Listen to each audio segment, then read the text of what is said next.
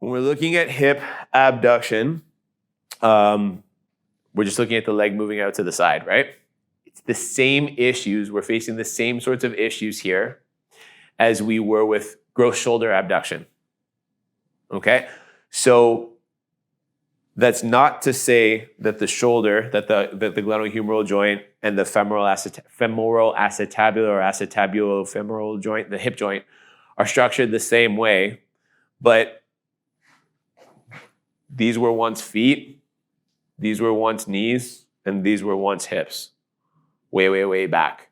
So there's still overlapping principles, okay, in some ways. We were quadrupeds at one point, if you believe in that whole evolution thing, and there's going to be some similarities. So with hip abduction and people's awareness of what's going on in their bodies when they abduct their hips, most people have way less hip abduction than they think they do.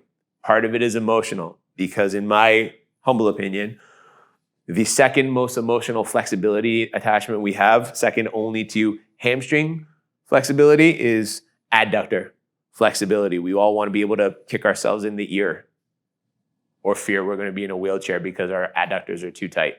We want to stretch our adductors. We want to do the splits. We want to take ropes and pull our legs out to the side. Lots of fun stuff. What we want to watch for when we're looking at hip abduction is the leg coming up as it comes out to the side, okay?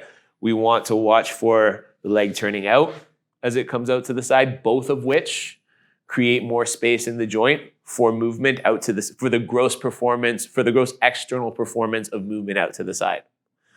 The other thing we want to watch out for is hip hike. So the hip coming up on the one side, which again is exactly like in the shoulder. That's exactly what what scapular elevation is as you move on out here. And in both instances, it's necessary to create motion. But we want to be particular about what we are actually investigating here. So what I'm going to ask you to do, David, is start with your hips in kind of neutral. Like, let's just kind of shake it out and reset. That shake it out and reset thing is very valuable, by the way, because people are often doing things. Like, David's a pretty experienced person. We're all experienced people, relatively speaking, when it comes to just these sorts of physical tasks. Mrs. Jones, who hasn't gotten off the couch in 20 years, is not an experienced person at these kinds of physical tasks. So that reset, shake yourself out, can be really good just to sort of reset the system for the next thing that we're going to do. Okay, David, keeping your toes up in the air, keeping your knee straight, and your leg dragging along the table. Okay, I want you to just bring that left leg out to the side as much as you can. And one thing you could actually ask people to do is just sort of bring their arms up. Okay, so just move that leg out. Keep going, keep going, keep going, keep going, keep going, keep going. And relax. Okay, so come on back to center. So right away, one thing we noticed is he was sort of tilting this way, and there was a bit of hip hike. Now, I encouraged him to keep going, okay? In a preliminary, this one in particular, and this is a nuanced thing with me, I'm not saying you have to do this, I like to see what happens with nominal cueing. Let's see what happens on the right side. So come on out with the right leg now, same way.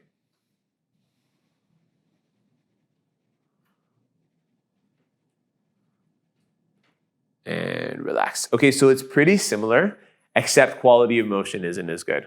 It's a lot more strained. There was similar rotation in the pelvis, okay? There was a similar bit of hiking towards the end of the range. So now what I'm gonna say is, any pain associated with either of those ranges? No. Okay, so because there's no pain, I feel like I can, if there is pain, I'm going to note that there was pelvic rotation. I'm going to note there was a bit of hip hike. I'm going to call it a 1 because there was a bit more, there was just a quality of motion difference on the right side, but I'm going to note all those things. And I'm going to note that I didn't investigate again because it was painful. Okay, I didn't investigate again because it was painful. Because there's no pain, what I'm going to say is keep your knees straight, keep your toes up. I want you to be aware of when your pelvis starts to move. One other thing we could do is if we note that kind of pelvic rotation drop, we could give them a little more support through the range. So David, what I'm gonna ask you to do is move to your right. Okay, so that way less of the leg is going to come off the table. So there's gonna be less dead weight or less resistance at the pelvis and at the spine for him to have to compensate for when he's going through this.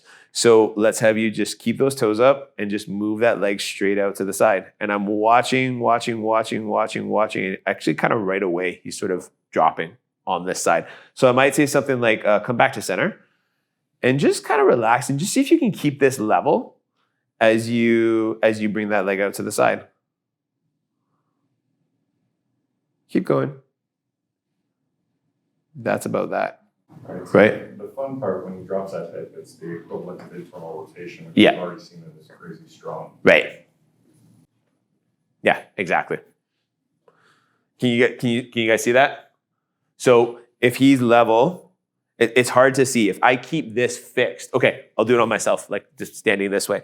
If I keep this fixed, but I drop this way, can you see how that's actually that's the inversion of my femur turning in on my hip joint, which we noted he was good at on that side. Most people that would decrease the range for abduction. So like his abduction range ended probably before there, right? The interesting thing was seeing what he was depending on to create more external performance leg going out to the side. Does that make sense? Yeah. Okay, so let's have you move over to the left side now, just so we can have an apples to apples scenario in terms of support. And now let's have you keep the knees straight, keep the toes up, and let's bring that right leg out to the side.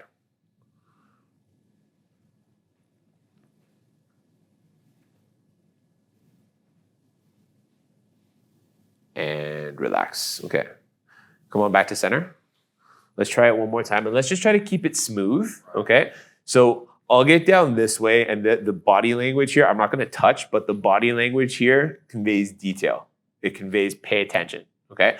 So what I want you to do, David, is try your best to slide that leg out to the side, keep those toes up, and just try to keep that pelvis level. One more time. Let's just come on out here. And again, we don't wanna beat this to death. You can see he's starting to twist through the pelvis pretty much right away.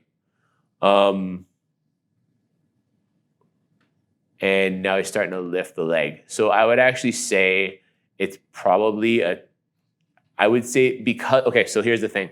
The pelvis is dropping same way. Okay, the pelvis is dropping same way. But what's happening is the motion's becoming strained a lot sooner. Okay, the motion's becoming strained a lot sooner. So I'm gonna give it a 2 on the right. Now to Brad's point, okay, the interesting thing is here, where was David strong here when it came to internal and external rotation? He was better at external rotation on this side. The pelvic drop is driving internal rotation. So the question becomes, and when we're getting a little more analytical about this, the question becomes, is hip abduction the problem or is hip internal rotation the problem? Is that an issue? So these are things to think about. These are just things to think about. Now, I kind of did those together without any examples of real life. What would we do in the gym kind of stuff? There are abductor and adductor machines. If I could find one on Kijiji or something like that, I'd get it, because depending on the machine, I think they can actually be pretty useful. Are you talking about sorry to interrupt, like one of those seated ones? Yep. So in that, there's cable abduction and adduction. They're common enough. All that stuff is common enough, but not so common. To me, where this abduction, adduction, internal rotation, external rotation thing plays out in the most common scenarios in the gym that we have to watch out for is in leg pressing kind of stuff, whether it's single or whether it's unilateral or bilateral. Okay. Or squats and deadlifts as well. That's what I meant. Yeah, like any kind of, like not necessarily leg press, but any kind of leg drive, any kind of leg pressing thing. As you come into the eccentric part of your squat, your deadlift, your leg press, your lunge, there's going to be a component of internal rotation that has to occur because of you're in kind of like a pronation type thing. You're absorbing shock. You're going with gravity. Okay. Internal rotation of the hip is associated with that. Propulsion, driving out, standing up is external rotation. And in all of those leg pressing, squat, deadlift, leg press type things, you're going to have some degree of abduction. Okay. Now, when we're looking, and I'm just glossing over this. Okay. When we're looking, you can get up if you want. It's probably good to sort of see this head on. When we're looking at the external performance of the big lifts, what's one of the things that we do to get more deadlift? Powerlifter person. In the context of what? Like stance. shorten the range of motion by going wider at the deadlift. Right. Which is what? What am I doing with my hips here? Externally rotating. And Abducting. abducting. But what if I can, kick myself in the ear on one side but barely move on the other? What might I be doing? Pelvis. Right. Pelvis twisting, force on the knees, all that kind of stuff. Additionally, if it's someone like David who had let's say he's conventional squatting, conventional deadlifting, shoulder width, maybe a little toe turnout, like just enough to, accommodate, but nothing drastic. If he's got an external rotation, internal rotation thing where he's sitting essentially twisted, but we're saying do this, and we're loading evenly, I'm exaggerating for effect, but if this is the internal rotation thing and this is the external rotation thing, we're going to have him doing this. Because this thing can't internally rotate. Right? But this thing can. So what we think of as bilateral in terms of an exercise is maybe bilateral when it comes to the external performance of foot placement. It's bilateral when it comes to your attempt at loading. It's completely biased in the spine. And if we're going to be thinking about exercise in those terms, we have to be like total body exercises, unsupported, barbell, functional type external performance stuff. And we want to call it bilateral, symmetrical, all those sorts of things that imply even. You can't call even application of forces to both sides of the body even when the body's uneven. Right? It's like if I'm going to give you and you $1 million, but you're already worth 10 and you're broke. Those are going to be very different forces. To you, it might not make such a difference. To you, it's tremendous. Right? So, stuff to think about. I don't know if that analogy applies exactly, but the idea of the differential in the two contexts is the same.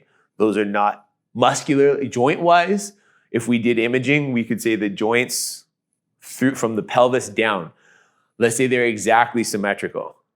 Muscularly, they're definitely not symmetrical. The muscular control over those things is definitely not symmetrical. For whatever reason, one is hugely biased. So it influences exercise selection, or it ought to influence exercise selection and implementation. Does that mean you can never do bilateral leg stuff? Of course not. Of course not. It does mean that it's necessary to custom fit as best you can those chosen exercises to this specific scenario.